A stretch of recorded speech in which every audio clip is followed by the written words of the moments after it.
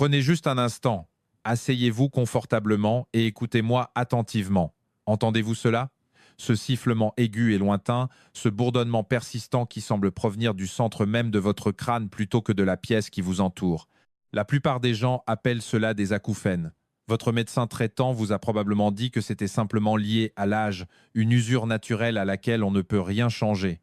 Il vous a peut-être tendu une brochure pour un appareil à bruit blanc et vous a conseillé, avec une tape sur l'épaule, d'apprendre à vivre avec. Mais je vous le dis aujourd'hui, en tant que chercheur en médecine qui a passé sa carrière à fouiller dans les données cliniques que d'autres choisissent parfois d'ignorer, n'est pas une fatalité ni une condamnation au bruit perpétuel. C'est un signal de détresse, une véritable alarme biologique. Votre nerf auditif crie à l'aide parce qu'il est privé du carburant même dont il a besoin pour fonctionner, et aujourd'hui je vais vous montrer très précisément comment nous allons éteindre cette alarme. Car si vous avez passé le cap des 50 ans et que vos oreilles ne cessent de siffler, vous n'avez pas seulement un problème d'oreille, vous souffrez d'un problème de famine cellulaire.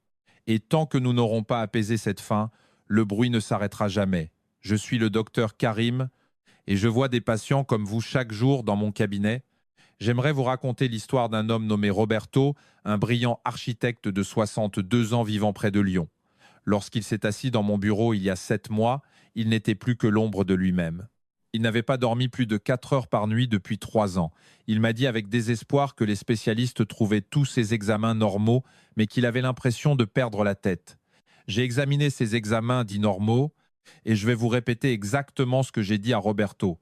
La normalité n'est souvent qu'une moyenne statistique établie sur une population qui est déjà malade. Votre médecin voit un taux de vitamine B12 dans la fourchette basse et coche une case sur son formulaire pour dire que tout va bien. Moi, je regarde ce même chiffre et je vois un nerf qui est littéralement en train de s'arracher sa propre isolation, produisant des étincelles comme un fil de cuivre effiloché. Et lorsque votre nerf auditif fait des étincelles, votre cerveau entend un sifflement. Ce sifflement, c'est un court-circuit. Si on vous a dit que vos analyses sont parfaites mais que votre tête hurle, vous êtes abandonné par un système qui ne comprend pas la nutrition neurologique. Pour comprendre pourquoi ce bourdonnement refuse de s'arrêter, il faut d'abord réaliser à quel point votre audition est une mécanique d'une extrême fragilité. Loin, tout au fond de votre oreille interne, se trouve un minuscule vaisseau appelé l'artère labyrinthique. Il est si petit, si microscopique, qu'un seul globule rouge a parfois du mal à s'y faufiler. Imaginez maintenant ce qui se passe lorsque votre corps est enflammé ou lorsque votre sang est ne serait-ce qu'un peu trop épais. Ce minuscule tuyau se contracte. Les cellules ciliées de votre cochelet, ces petits capteurs merveilleux qui transforment les vibrations de l'air en son, commencent à suffoquer. Elles ne meurent pas tout de suite, non. Elles dysfonctionnent et se mettent à envoyer des signaux fantômes. C'est précisément ici qu'interviennent les recherches fascinantes menées en 2025 par l'INSERM à Paris. Leurs équipes ont découvert que les acouphènes ne se limitent pas à l'oreille. Il s'agit en réalité d'une incapacité du cerveau à filtrer ces messages d'erreur. C'est un processus que l'on appelle la synchronie neurale, où vos cellules cérébrales commencent à s'activer ensemble en boucle comme un disque rayé. Si nous ne rétablissons pas la microcirculation et ne brisons pas cette boucle, votre cerveau reste enfermé dans un cycle où il traite un bruit qui n'existe même pas. Il faut donc déboucher les tuyaux et nourrir les cellules pour réinitialiser le système tout entier. Notre première ligne de défense dans cette démarche de guérison est le zinc. Attention, je ne parle pas de ces compléments multivitaminés bon marché. Votre oreille interne contient l'une des plus fortes concentrations de zinc de tout votre corps et ce n'est pas un hasard. Le processus de l'audition crée des quantités massives de stress oxydatif et le zinc est votre bouclier antioxydant principal. Sans lui, vos cellules auditives rouillent littéralement sur place. Mais voici le secret qui échappe à la plupart des professionnels de santé. Vous consommez peu, être du zinc, mais votre corps ne l'absorbe pas. C'est ce que j'appelle les tueurs invisibles. Si vous consommez de grandes quantités de phytates provenant de céréales ultra transformées ou une dose excessive de café, vous bloquez littéralement l'accès du zinc à votre cochelet. Vous mourrez de faim au beau milieu d'un banquet. Roberto, par exemple, mangeait sainement, mais sa routine matinale balayait tout son zinc. Nous avons alors inondé son système de zinc biodisponible grâce à des graines de courge et des protéines maigres spécifiques, et nous avons retiré ces fameux bloqueurs. En quelques semaines, la rouille a commencé à disparaître et pour la première fois depuis des années, le volume du sifflement a commencé à s'atténuer. Pourtant, pendant que vous essayez de réparer vos oreilles, il se peut que vous les empoisonniez accidentellement. Il existe toute une classe de substances appelées médicaments ototoxiques. Ce sont des produits de la vie de tous les jours, des analgésiques courants comme l'aspirine ou certains anti-inflammatoires qui causent des dommages chimiques directs à vos précieuses cellules ciliées. Ils déclenchent une libération massive de radicaux libres qui submergent totalement vos boucliers de zinc et de magnésium. Si vous prenez ces cachets régulièrement pour des douleurs articulaires liées à l'arthrose ou des maux de tête, vous jetez de l'eau sur le feu d'un côté tout en versant de l'essence de l'autre. Le protocole que j'ai mis en place pour mon patient impliquait d'identifier ces toxines cachées et de les remplacer par des anti-inflammatoires naturels et doux pour l'organisme, comme le curcuma et le boswellia, donnant ainsi à ses oreilles la chance de respirer et de guérir enfin. Mais le zinc et la détoxification ne sont qu'une étape. Nous devons impérativement parler de l'isolation de vos nerfs, et c'est ici que j'aimerais introduire une perspective cruciale que l'on omet souvent de partager avec les patients de notre génération.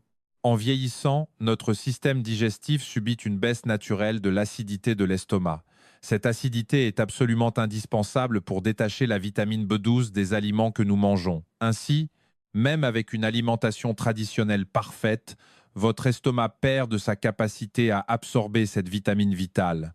Cela conduit inévitablement à la démyélinisation, c'est-à-dire l'amincissement de la gaine protectrice des nerfs. L'isolement émotionnel que provoquent les acouphènes est terrible.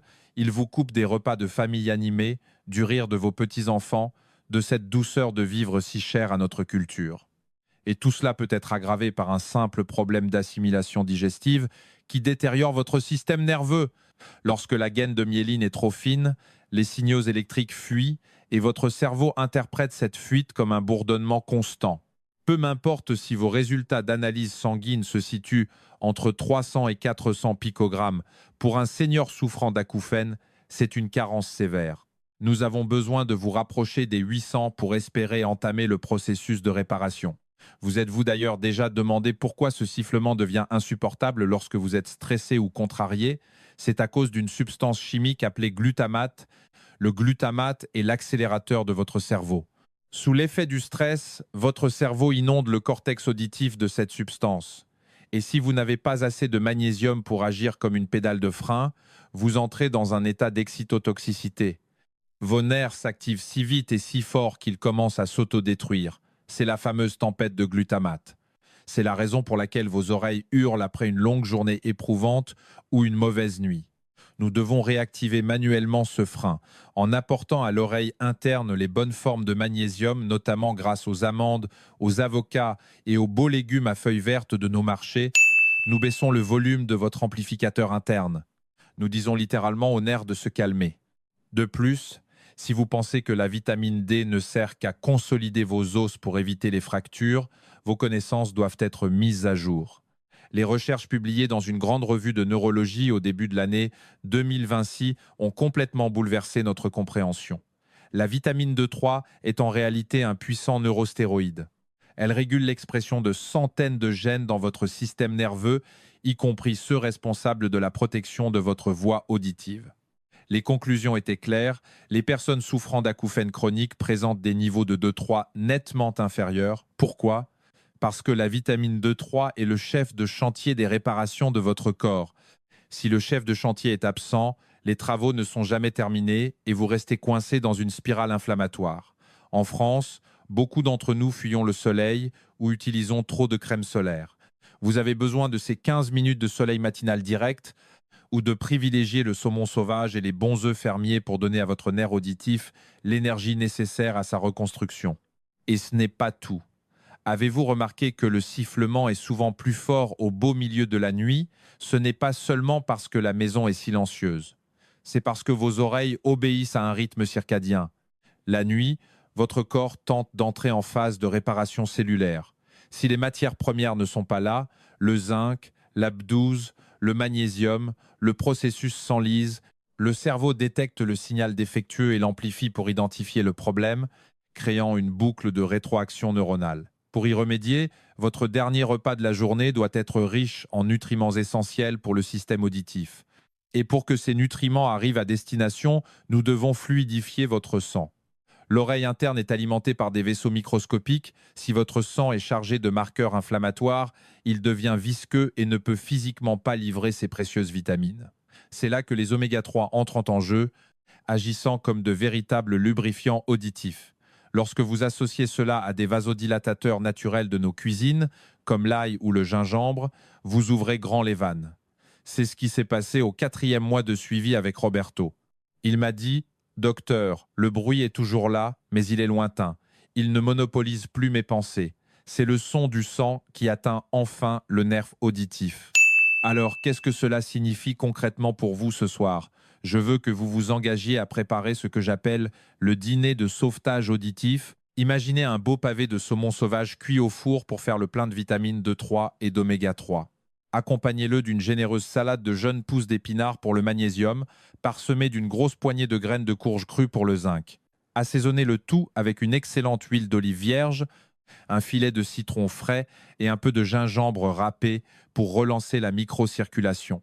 Ce seul repas représente une charge biologique massive de ce dont vos oreilles ont désespérément besoin.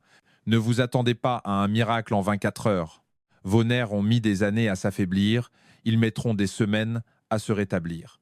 Mais les premiers instants de vrai silence commencent généralement à apparaître entre la 3e et la 6e semaine. Roberto n'a pas seulement retrouvé le silence, il a retrouvé le goût de vivre. Il m'a écrit la semaine dernière après une après-midi au parc: docteur, je peux à nouveau entendre le rire de ma petite fille sans que ce maudit sifflement ne s'interpose. C'est pour cela que je fais ce métier. C'est pour cela que je remets en question les diagnostics habituels, car après une vie bien remplie, vous méritez la paix. Vous méritez de vous coucher ce soir et de n'entendre rien d'autre que votre propre respiration. Prenez un instant pour partager cette vidéo avec une personne de votre entourage qui souffre en silence, car des millions de personnes s'entendent dire qu'il n'y a pas d'espoir, alors que la solution se trouve peut être dans leur assiette. Je vous invite également à partager vos propres expériences dans l'espace des commentaires. Dites-moi depuis combien de temps cette alarme biologique résonne en vous. Je prends le temps de lire chacune de vos histoires, car elles nourrissent mes prochaines recherches cliniques. Et si cette démarche résonne en vous, n'hésitez pas à vous abonner à notre chaîne pour que nous puissions continuer d'explorer ensemble ces chemins de guérison. Je suis le docteur Karim, et votre bien-être est la seule véritable unité de mesure qui compte. Prenez grand soin de vous.